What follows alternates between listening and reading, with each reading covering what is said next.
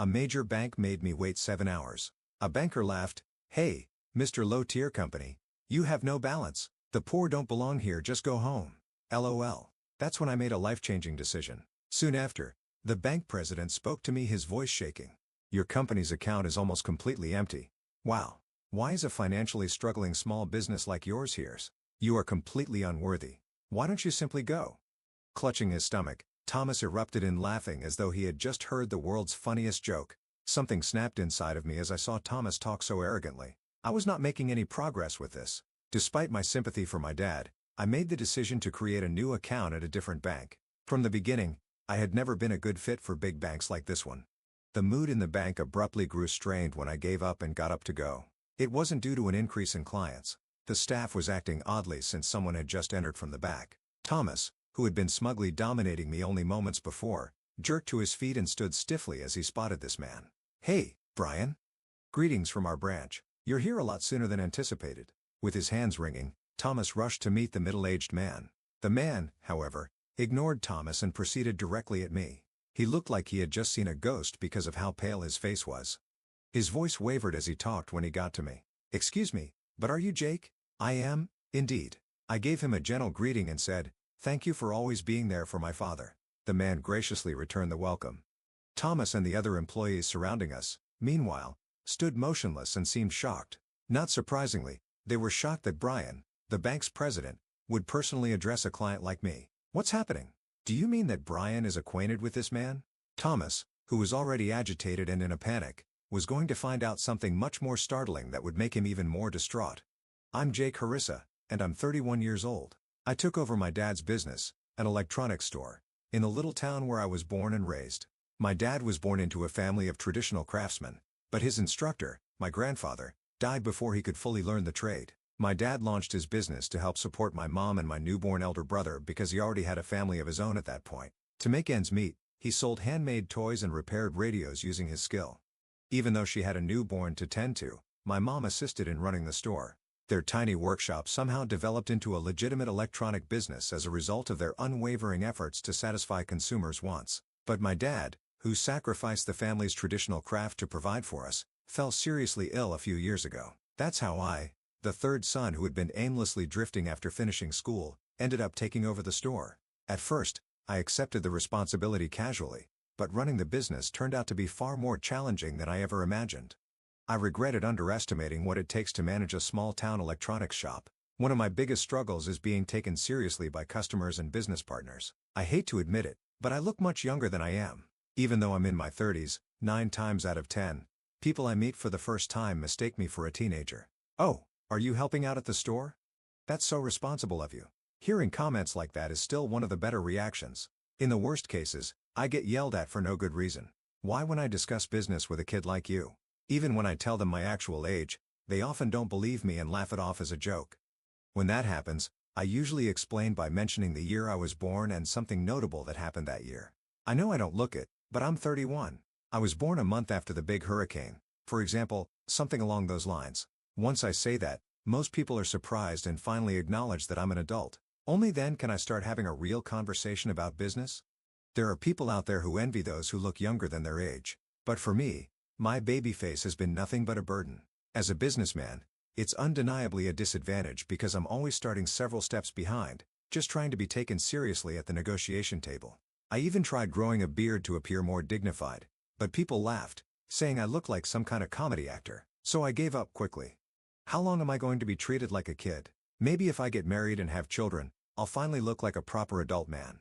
Just as I was mulling over these thoughts, something happened that hit my insecurities hard.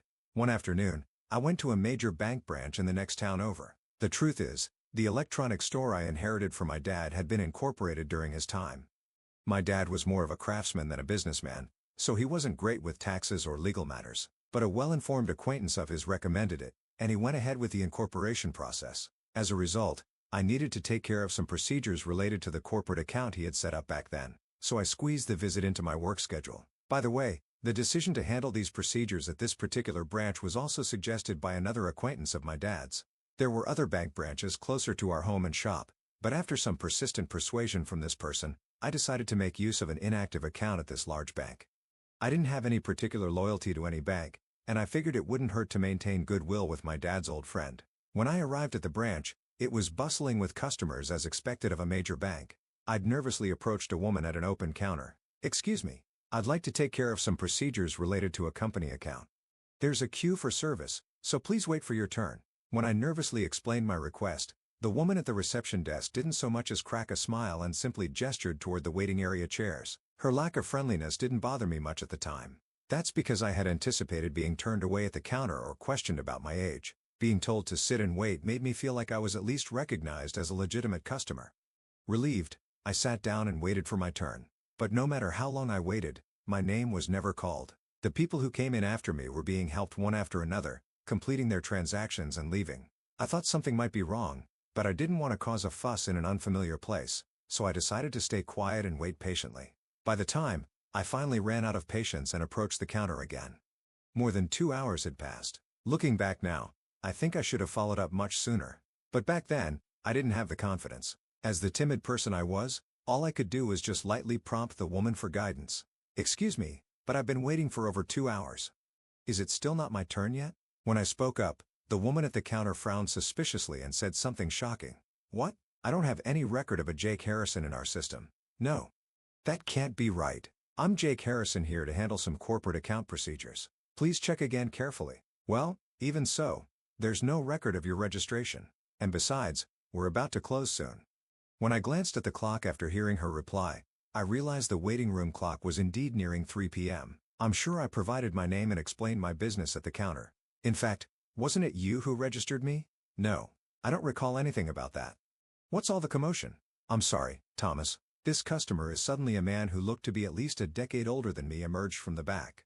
With his silver-framed glasses and his habit of pushing them up with his finger, he gave off an air of being somewhat difficult to deal with.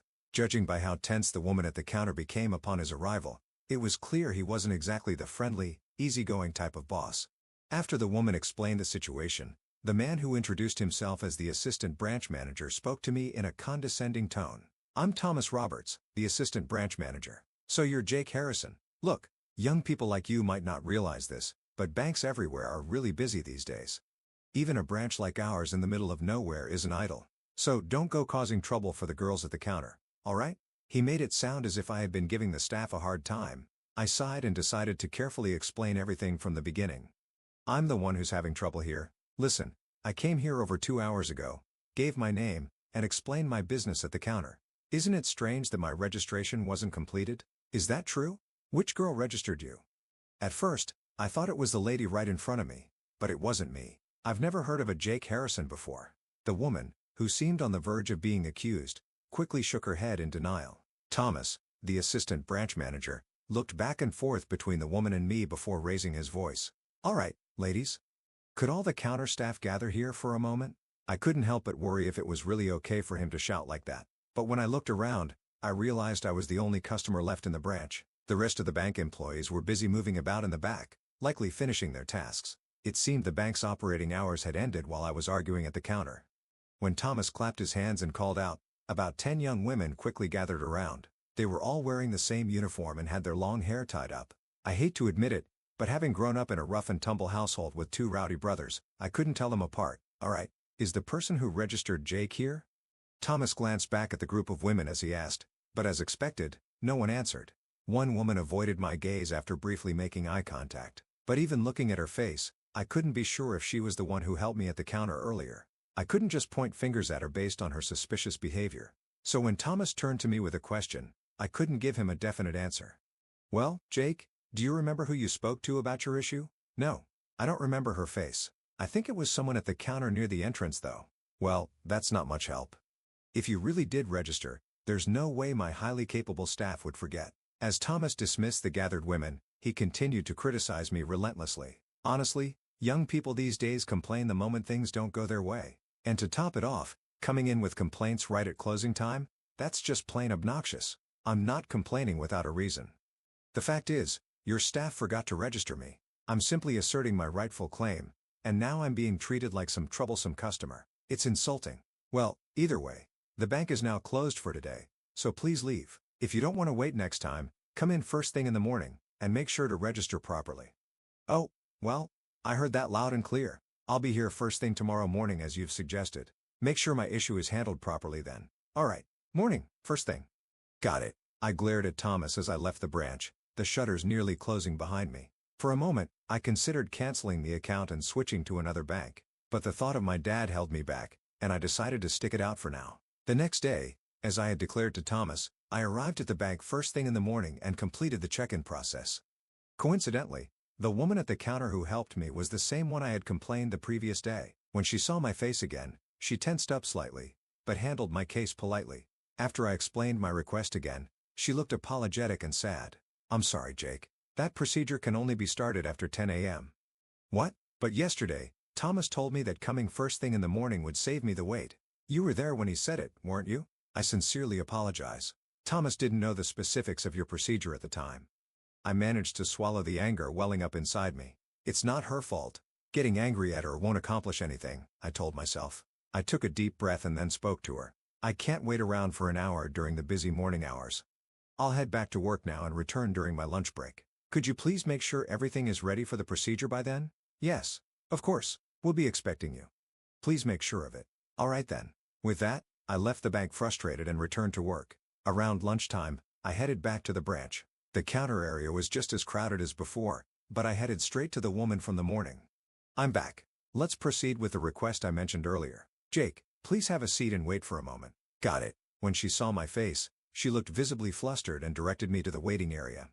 Honestly, I was exasperated at the thought of waiting again, but I figured arguing with her wouldn't help. So I sat down quietly, telling myself that I had been persistent enough this morning and that the responsible staff member was clearly identified this time. Surely the process would be completed quickly, and I'd be back to work in no time. I had placed my faith in the bank, getting it right on their third attempt. But even after waiting for a while, there was no sign of my name being called.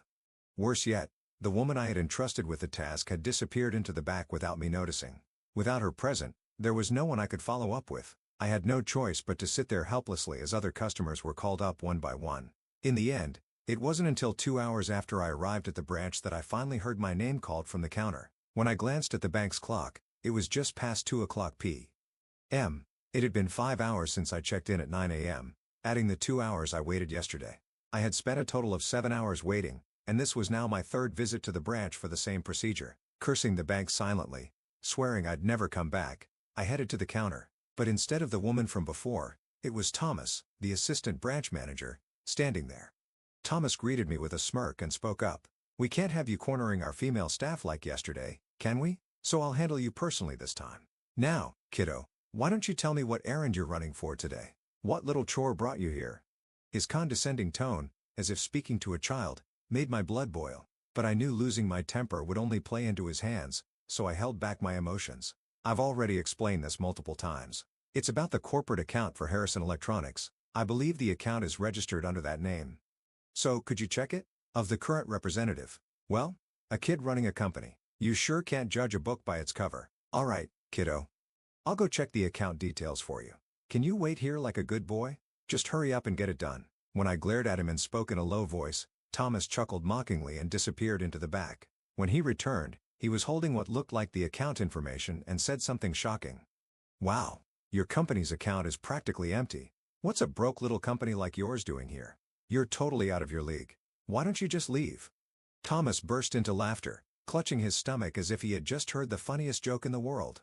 This is priceless. You went through all the trouble of setting up a corporate account, but there's barely any money in it. That's because, oh, don't tell me you've been waiting here for hours for a tiny sum of money. Must be tough scraping by like this. If you apologize for your rude attitude toward me earlier, maybe I'll treat you to a coffee. How about it? He tapped my head with the rolled up papers he was holding, grinning as he spoke. I wasn't there to withdraw any money. I tried to explain that, but Thomas interrupted me again. I'm not here today to make a withdrawal. Also, the account is now under the company's name. Sorry, but small businesses like yours won't get approved for a loan. If you want to borrow money, you should try a smaller, less prominent bank instead of a big one like ours. Although, honestly, I doubt any bank would lend to you. Watching Thomas speak so smugly, I felt something snap inside me. This wasn't getting me anywhere. I felt bad for my dad, but I decided it was best to open a new account at another bank. Big banks like this one had never been a good fit for me from the start. As I gave up and stood to leave, the atmosphere in the bank suddenly became tense. It wasn't because there were more customers. It was because someone had just walked in from the back, causing the staff to act strangely. The moment Thomas, who had been smugly lording over me just moments ago, saw this man, he snapped to attention, standing rigidly. "Brian, welcome to our branch. You've arrived much earlier than expected." Thomas hurried toward the middle-aged man, wringing his hands as he approached. However, the man paid no attention to Thomas and walked straight toward me. His face was as pale as if he had just seen a ghost. When he reached me, his voice trembled as he spoke. "Excuse me, but would you happen to be Jake Harrison from Harrison General?" "Yes, I'm Jake Harrison, the CEO. Thank you for always supporting my father." I greeted him lightly. The man returned the greeting politely. Meanwhile, Thomas and the other staff around us stood frozen with shocked expressions. It was no surprise. They couldn't believe that Brian, the president of the entire bank, would personally speak to a customer like me. "What's going on?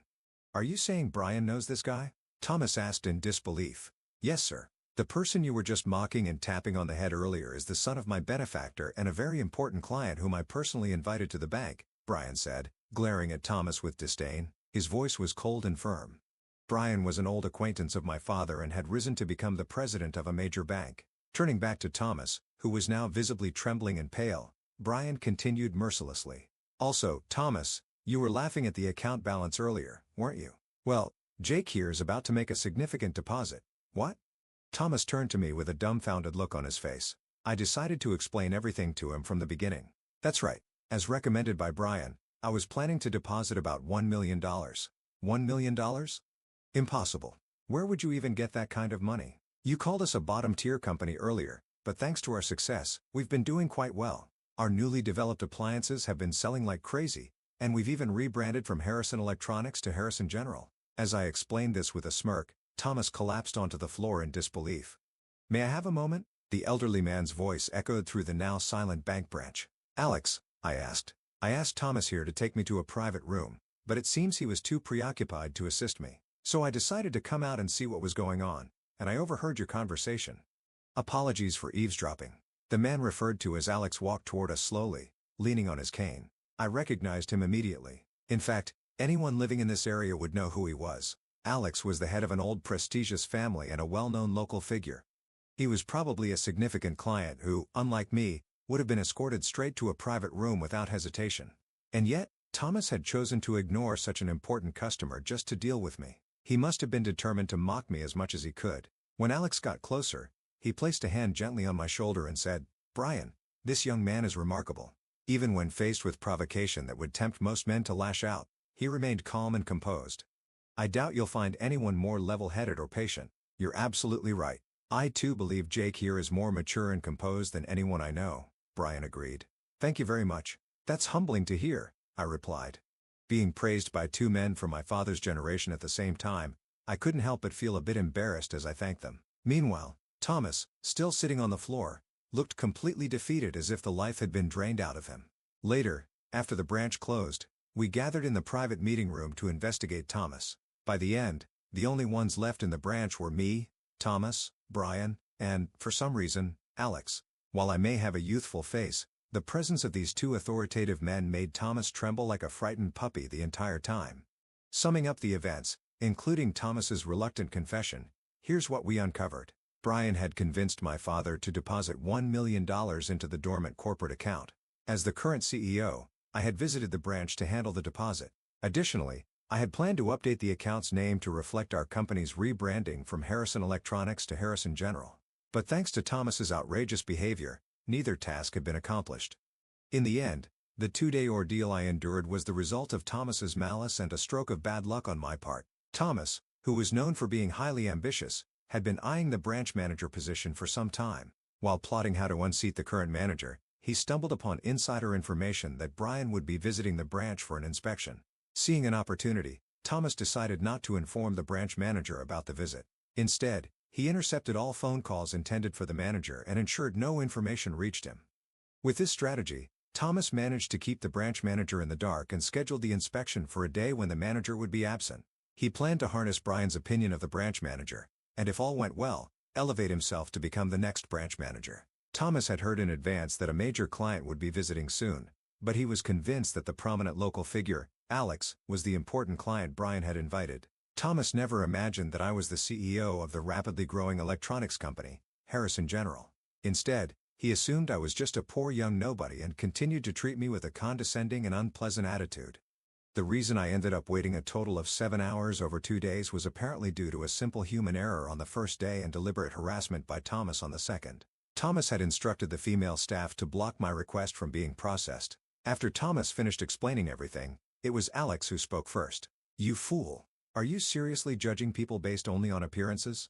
You're a banker, for heaven's sake. What good are you if you can't see a person's true worth?" "I'm sorry." Scolded by the influential Alex, Thomas shrank back and could only manage a weak apology. Watching Thomas' pitiful state, I felt a deep sense of satisfaction.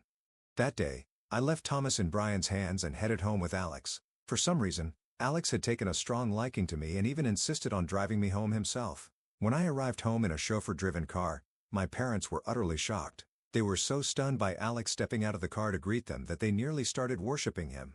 It was an unbelievable event for them.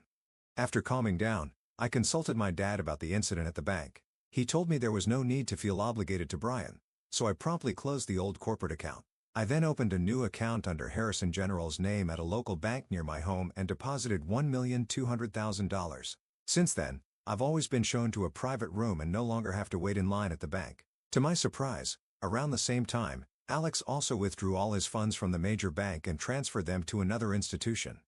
After the incident at the bank, I began interacting with Alex more frequently, and less than a year after closing the account, I married Alex's youngest daughter.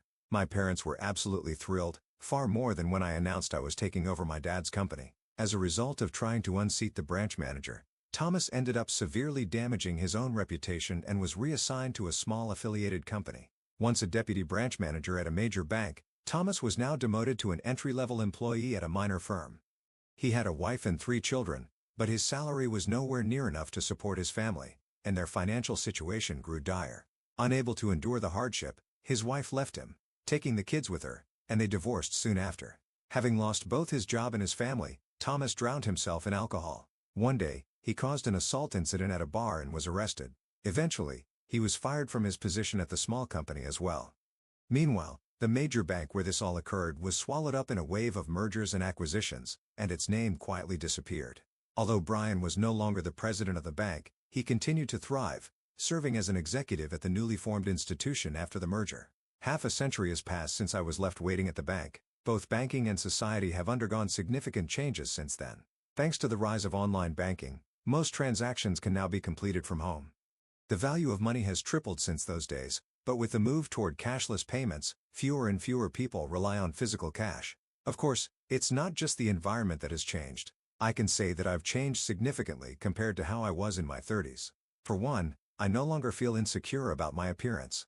I was still self-conscious about my youthful face until my early 40s, but after that, I stopped caring. It's more accurate to say I reached a point of acceptance rather than completely resolving my insecurities. But even so, life became much easier once I stopped worrying about my youthful appearance. Another significant change in my life was passing the company on to my son. Wanting to prioritize time with my grandchildren, I retired early at the age of 60. I handed over the role of CEO to my son who had been working as an executive and began living a relaxed, carefree life. Thanks to that decision, I managed to raise all 8 of my grandchildren to be Grandpa's kids. Now I live happily surrounded by my many children and grandchildren. This happiness wouldn't have been possible if I hadn't endured those unpleasant moments with Thomas at the bank. That negative experience ultimately led me to meet my beloved wife. So even bad experiences can lead to something wonderful. As I looked at the deep wrinkles on my wife's smiling face, I couldn't help but feel grateful for how everything turned out.